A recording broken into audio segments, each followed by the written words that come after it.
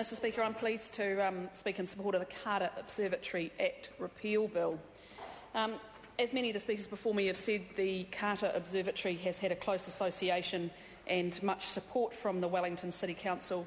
So repeal of this Act and the transfer of the assets to Wellington City Council makes a lot of sense.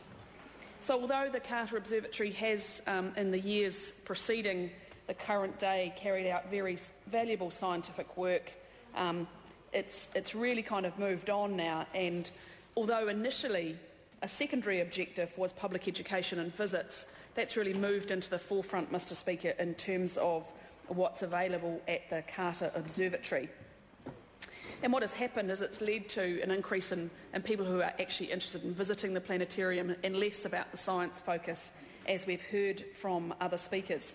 I think it is important, though, just to spend a moment acknowledging the value that the Carter Observatory does provide in education, and I think of the fortunate students these days and what they have to be able to actually, in terms of have a hands-on learning experience. And some of the things, if you have a look at the Carter Observatory website and the sorts of things that they can have a look at, it's obviously a very interactive exhibition.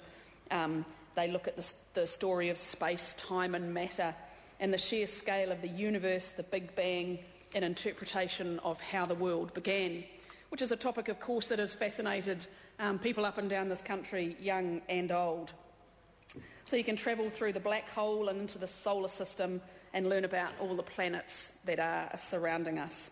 So I think it's a really important part of the learning experience. It's available here in Wellington, and it's obviously going to be here for many years to come.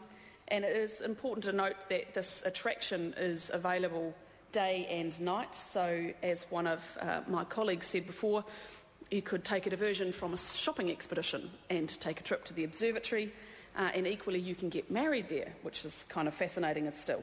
So it's a valuable asset to Wellington and to this district and town, and I'm delighted, Mr Speaker, to support this bill.